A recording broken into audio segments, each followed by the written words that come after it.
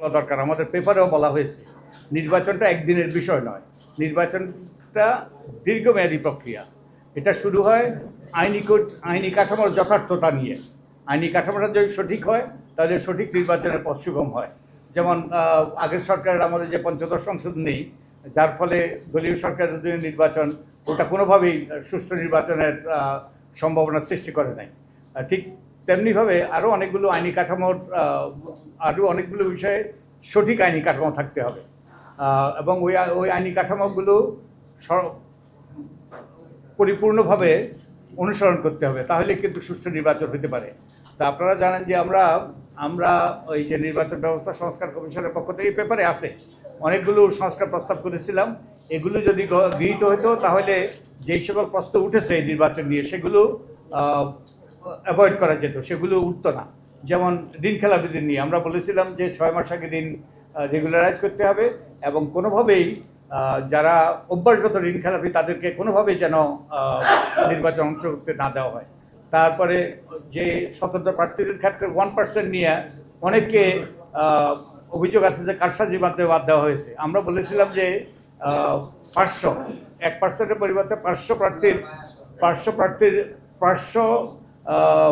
যে ভোটারের স্বাক্ষর নিতে হবে এবং এগুলো হলফনামার মাধ্যমে দেওয়া যাবে, একক কিংবা একাধিক, তাহলে আর এই প্রশ্ন উঠতো না।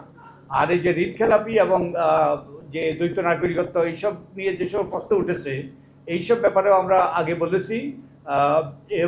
এ ব্যাপারে যে নির্বাচন কমিশন যদি আমাদের সুপারিশগুলো আইনে অন্তর্ভুক্ত করতো তাহলে এগুলো এড়ানো যেত। তবে আমি একটা জিনিস স্মরণ করে দিতে চাই, আমাদের একজন নির্বাচন কমিশনার ইত্তেফাকে 26শে জানুয়ারি একটা সংবাদ বেরিয়েছে, ঋণ খেলাপি দ্বৈত নাগরিকত্ব গোপন করলে ভোটের পরেও ব্যবস্থা, ইসি মাসুদ।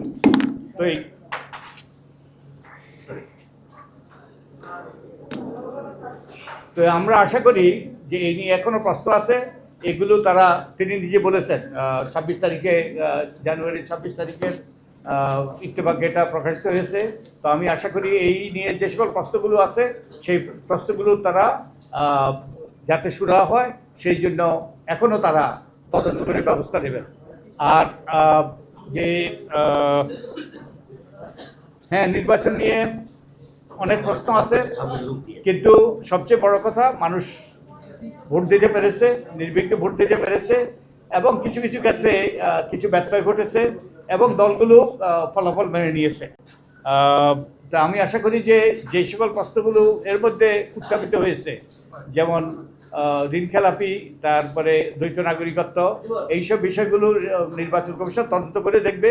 আর আরেকটা জিনিস আপনাদেরকে আমরা বলেছি যে আমরা এই সকল সংবাদ সম্মেলন করি অনেক সময় আপনাদেরকে সহায়তা করার জন্য, যাতে আপনারা আপনাদের অনুসন্ধানী রিপোর্টের মাধ্যমে আপনাদের দায়িত্বটা আরও সঠিকভাবে পালন করতে পারেন। যেমন 91F, আপনারা যদি আরপিওর 91F দেখেন, 91F-এ বলা আছে যদি কোনো ব্যক্তি নির্বাচিত হওয়ার পরও যদি অভিযোগ ওঠে যে হলফনামায় ভুল তথ্য গোপন করেছে, তাহলে নির্বাচন কমিশন তদন্ত করে তার নির্বাচনটার জন্য বাতিল করতে পারে। তো আপনাদের জন্য একটা সুযোগ যে আপনারা এই নিয়ে অনুসন্ধানে রিপোর্ট করে কেউ যদি তা করে থাকে, যাতে আমাদের উদ্দেশ্য তো আমরা কারো পক্ষেও নয় কারো বিপক্ষেও নয়, আমাদের রাজনৈতিক স্যার ওই যে মেজর জসিম ভোলা এবং মাহমুদুল হাসান, হ্যাঁ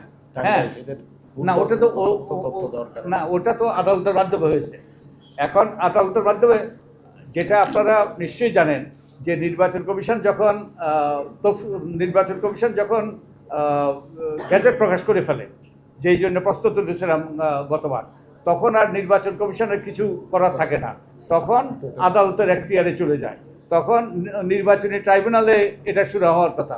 দিল্লির যে দুইজনের কথা বলেছে সেগুলো হলো নির্বাচনী ট্রাইব্যুনালে, কিন্তু এই যে আইনে এবার কিন্তু অন্তর্ভুক্ত আছে 91F, সেই 91F-এ যে ট্রাইব্যুনালে গেলেও যে যদি হলফনামে ভুল তথ্য দিয়ে থাকে, তথ্য গোপন করে থাকে, নির্বাচন কমিশনের তদন্ত করে নির্বাচন বাতিল করার ক্ষমতা আছে। তো আপনাদের জন্য একটা সুযোগ, আপনারা এগুলো খতিয়ে দেখতে পারেন এবং এগুলো তুলে ধরতে পারেন।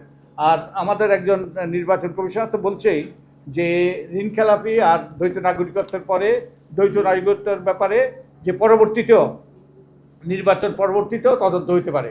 তো আমি আশা করি তারা এগুলো করবেন। আর আমরা এবার যেটা করেছি যে আমি আগে বলা শুরু করেছিলাম কিন্তু আমি অন্যদিকে চলে গিয়েছি। নির্বাচন পর্যবেক্ষণ দুইভাবে হতে পারে। একটা হয় নির্বাচনের দিনে পর্যবেক্ষণ, আর একটা হলো নির্বাচন প্রক্রিয়ার পর্যবেক্ষণ, যে সঠিক আইনি কাঠামো আছে কিনা, ভোটার তালিকা ঠিক আছে কিনা, যারা প্রার্থী হইতে চায় প্রার্থী হইতে পারছে কিনা, কাউকে বাধা দেওয়া হয়েছে কিনা, প্রার্থীদের তথ্য মানুষের কাছে পৌঁছেছে কিনা, ইত্যাদি ইত্যাদি, এবং পুরো প্রক্রিয়াটা কারসাজিমুক্ত কিনা। তো এই দীর্ঘমেয়াদী প্রক্রিয়াটা যদি সঠিক না হয়, শুধু নির্বাচনের দিনে শান্তিপূর্ণ হলেই নির্বাচনকে গ্রহণযোগ্য অনেক সময় হয় না।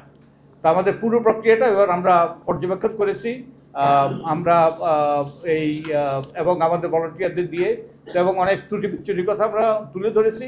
কিন্তু যেগুলো আমি আশা করি যে নির্বাচন কমিশন যেটা তার আগে অঙ্গীকার করেছে যে ঋণ খেলাপি এবং দ্বৈত নাগরিকত্বের ব্যাপারে তারা নির্বাচনের পরেও তদন্ত করতে পারে, আশা করি তারা তদন্ত করবে।